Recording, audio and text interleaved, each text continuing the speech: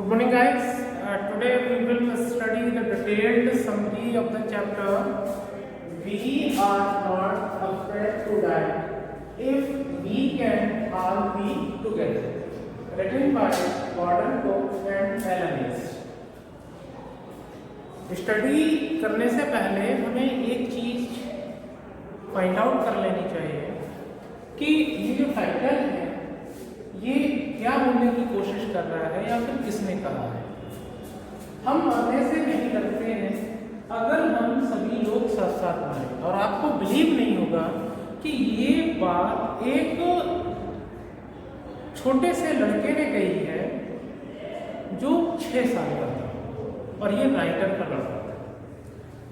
Before describe you all the summary I want to describe one thing before you. देखिए, इस पूरी दुनिया में 2 तरीके के लोग होते हैं। एक वो होते हैं कब इस दुनिया में आए, कितने दिन रहे और कब इस दुनिया से विदा हो गए। अब दूसरी कैटेगरी है, दूसरे लोग वो होते हैं जो वो ये सोचते हैं यार हम जितने दिन इस अर्थ पर रहें कुछ ऐसा काम करें जिससे हमारे जाने के बाद लोग हमको याद करें। बिल्कुल यही चीज हमारे राइटर के दिमाग में आती है, और वो ये माइंड में मेकअप कर लेता है कि 200 साल पहले कैप्टन कुक ने अपने शिप से पूरे वर्ल्ड का चक्कर लगाया था। बिल्कुल वही चीज इसके माइंड में आई कि मैं भी उस जर्नी को डुप्लीकेट करता हूँ, मैं कैप्टन कुक को फॉलो करता हूँ, पूरे वर्ल्ड का चक्कर लगाता हूँ अपनी नाव से। तो उसने एक नाव बनवाई अपने अकॉर्डिंग और उसका नाम वेव वाकर रखा। वेव वाकर जो 23 मीटर लंबी थी और 30 टन भारी थी।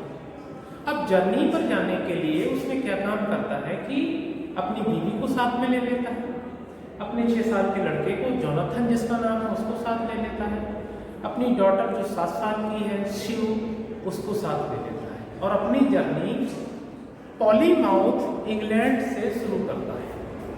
शुरुआत करते हैं, क्या होता है देखिए। ये हमारे राइटर जिन्होंने अपनी यात्रा शुरू की पॉलीमाउथ इंग्लैंड से वर्ल्ड का चक्कर लगाने के लिए, अपनी बीवी मैरी के साथ, अपनी डॉटर स्यू 7 साल, अपना बेटा जोनाथन 6 इयर्स ओल्ड। और जब ये अपनी यात्रा को पूरे वर्ल्ड की शुरुआत कर रहे थे तो उन्होंने 2 मारिनर्स को भी ले लिया। एक मारिनर का नाम अमेरिका का था जो लैरी विजल था, दूसरा स्वीडन का था हर्ब सिग्लर था। और अपनी यात्रा शुरू करने से पहले उन्होंने 16 साल बिताए थे ब्रिटिश चैनल में। अब ब्रिटिश चैनल में 16 साल, ब्रिटिश चैनल का मतलब होता है समुद्र, ब्रिटिश समुद्र में बिताए थे।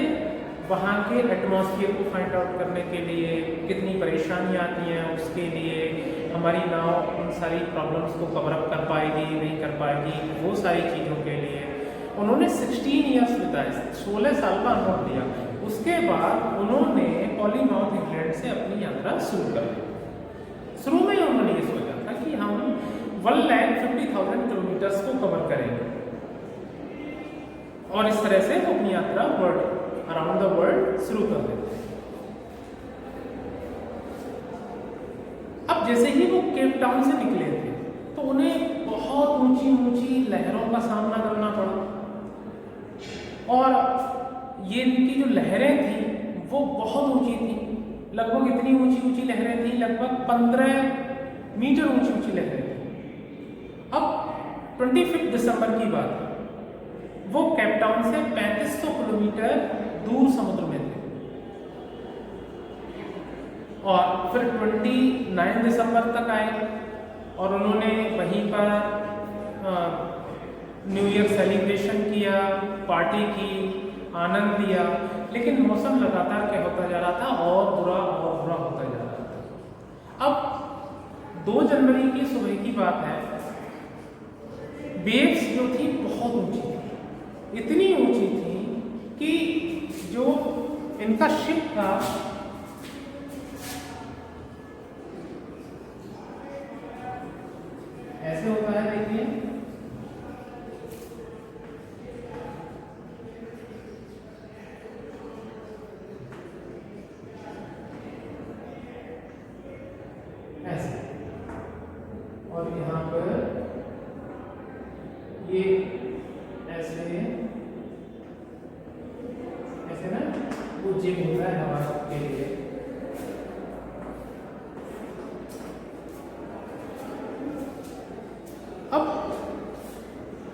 समुद्र की लहरें बहुत ऊंची उड़ रही थी। और अचानक क्या हुआ कि मौसम जो था बिल्कुल साइलेंट हो गया, हवाएं रुक गई।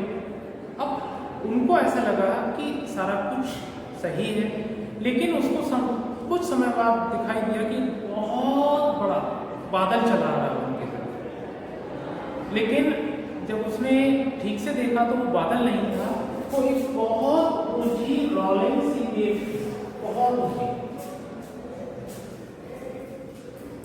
इतनी ऊंची समुद्र की लहर थी कि उसने अपनी जिंदगी में इतनी भयानक समुद्र की लहर ब्रिटिश चैनल में देखी ही नहीं थी। और उस समुद्र की लहर ने उसके पूरे शिप को हवा में ले लिया, इस तरह से ऐसे।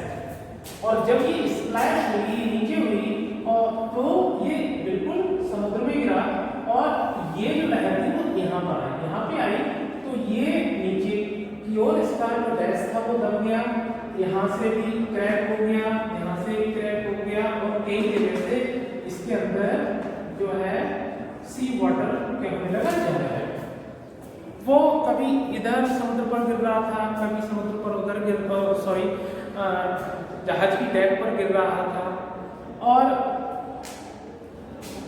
इस शिप को कमांड करने की कोशिश कर रहा था। अचानक क्या हुआ कि ये शिप इंग्लिश में जा रहा था और ये बिल्कुल ऐसे हो जाता है, ऐसे हो जाता है। तो वो समझ चुका होता है कि अब मौत ज़्यादा दूर नहीं है।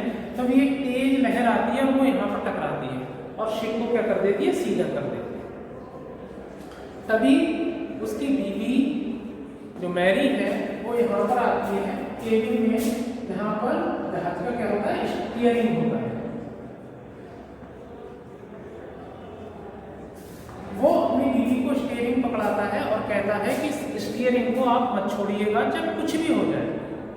और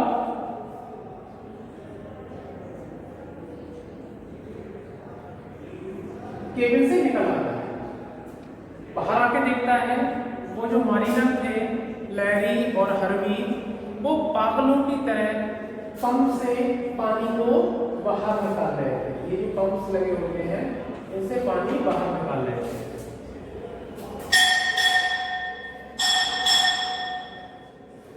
तो सबसे पहले उसने जाके देखा, देखिए जब मुसीबत होती है, बच्चे साथ होते हैं, तो कि पहले मैं बच्चों को जाके देखूं। तो वो बच्चों के कैबिन में पहुंचा, वहां पर जाके देखा कि दोनों बच्चे बंक पर चढ़े हुए थे।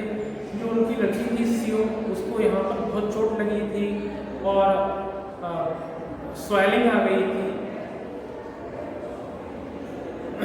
फिर उसने क्या काम किया कि थोड़ा बहुत हथौड़ी, प्लास्टिक, नेल्स, ये सारा लेके चल दिया। उसने सोचा कि मैं क्या करता हूँ कि इन सबको रिपेयर करता हूँ। किसी न किसी तरीके से वो इन सारी चीज़ों को रिपेयर कर रहा था, लेकिन फिर भी पूरी तरीके से और अच्छी तरीके से रिपेयर नहीं कर पाया। और जो पानी था वो लगातार अंदर वाली साइड पर बढ़ता जा रहा था। वो समझ गया था कि उनकी ज़िंदगी अब ज़्यादा देर की मेहमान नहीं है, कुछ समय में क्या होगा कि ये शिप डूब जाएगा और वो मर जाएंगे, क्योंकि उसके जो इलेक्ट्रिक पंप थे वो शॉर्ट सर्किट हो गए थे और पानी बाहर जाना बंद हो गया। तभी उसको याद आया कि 4 रूम में 2 स्पेयर पंप पड़े थे, उसने वहाँ पर जाकर उन्हें अटैच कर दिया। और थैंक्स टू गॉड कि वो स्पेयर पंप्स जो थे बहुत अच्छे से काम कर रहे थे और वो पानी बाहर निकालना शुरू कर दिया।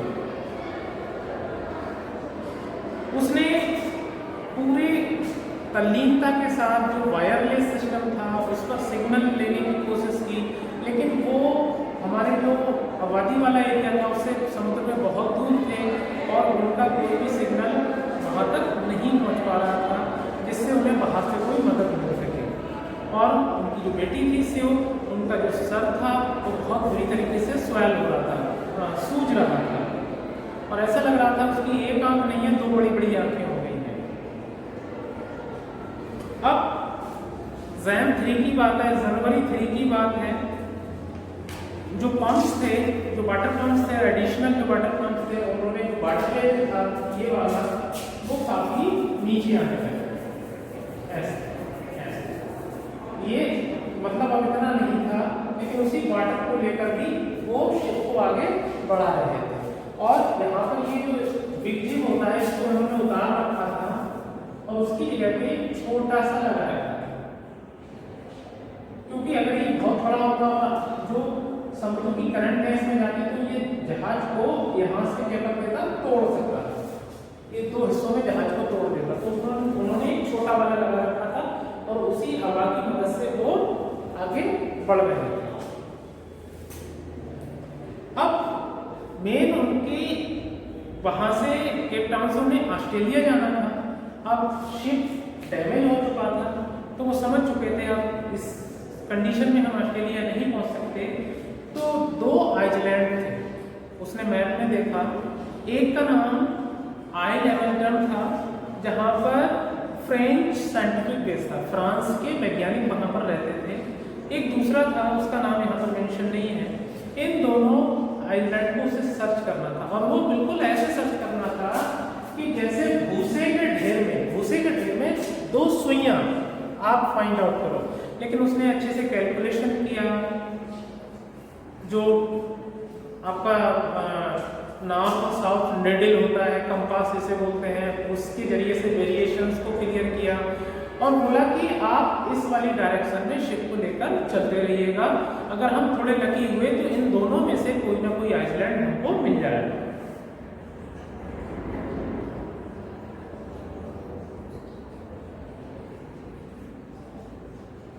और फिर जब उसने देखा कि बोट में पानी काफी नीचे आ चुका है तो वो बच्चों के केबिन में गया।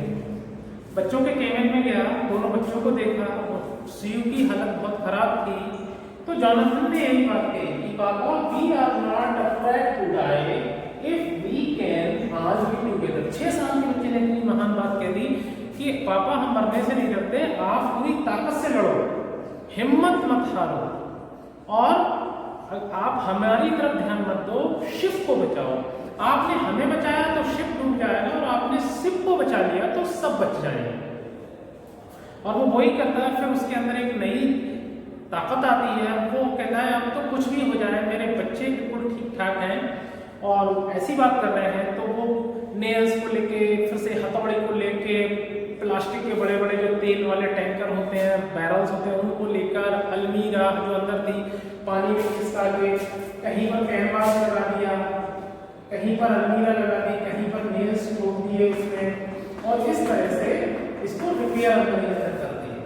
लेकिन फिर भी जब जैसे जैसे ये रोलिंग वेव्स आती थी तो थोड़ा थोड़ा पानी आता था, लेकिन अब इतना खतरा नहीं था क्योंकि पंप्स लगातार इस पानी को बाहर निकाल रहे थे, इसका लेवल अब ज्यादा नहीं रहा और समुद्र भी काफी हद तक शांत हो गया था।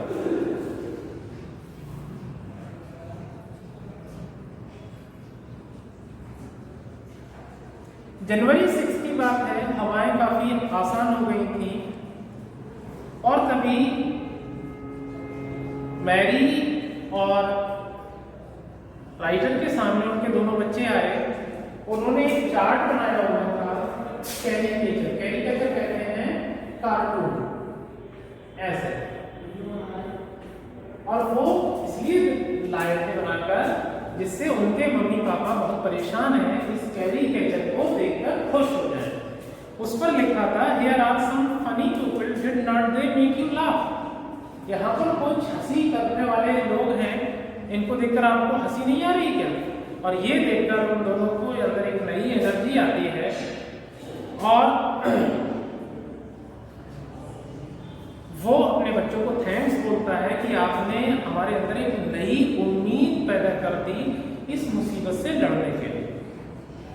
उसने फिर से चेक किया, रीचेक किया, कैलकुलेशन किया और फिर बोला कि इस डायरेक्शन में आप वेव वाकर को चलाते रहो।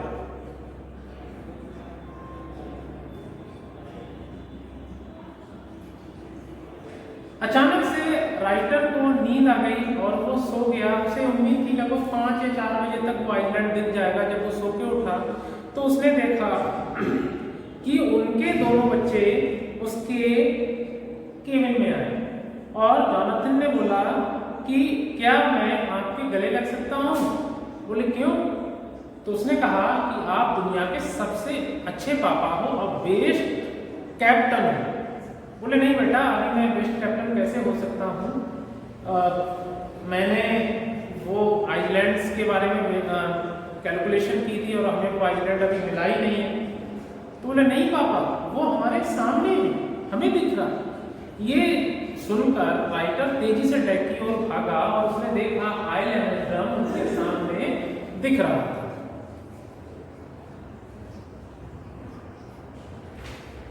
और जो आइलैंड आइजल था वो वल्कनों की ऐश से बना हुआ था, जहां पर 28 लोग फ्रांस के रहते थे जो सारे वैज्ञानिक थे। वहां पर एक्सपीडिशंस करते थे, एक्सपेरिमेंट्स करते थे। सुबह होते होते उन सभी लोगों ने, उन 28 लोगों ने इन लोगों का वेलकम किया, आइलैंड पर ले गए, ट्रीटमेंट दिया। वो अलग बात है कि सिंह के कई ऑपरेशन हुए और स्किन और स्कल के बीच में, तो वो उन सारी चीज़ों के बारे में सोचता है। जब अच्छे दिन आते हैं तो लोग अपने बुरे दिनों के बारे में सोचते हैं, और जब बुरे दिन होते हैं तो लोग अपने अच्छे दिनों के बारे में सोचते हैं। It's a human nature. तो वो सोचता है कि कैसे लैरी और विजिल पागलों की तरह पानी को बाहर करने की कोशिश कर रहे थे। मेरी बीवी 24 आवर्स स्टीयरिंग पर लगी रही, मैंने इसको रिपेयर करने की कोशिश की, और सबसे बढ़कर जो मेरे बच्चे थे वो उन्होंने मेरा एनकरेज करा, जिसकी वजह से मैं इसको रिपेयर कर पाया। मेरा माइंड उनकी तरफ से हटा, मैंने अपने काम पर फोकस किया और मैंने एक अच्छे कैप्टन के रूप में अपने जो बोट पर 6 लोगों की जिंदगियां थी वो बचा ली। Thank you.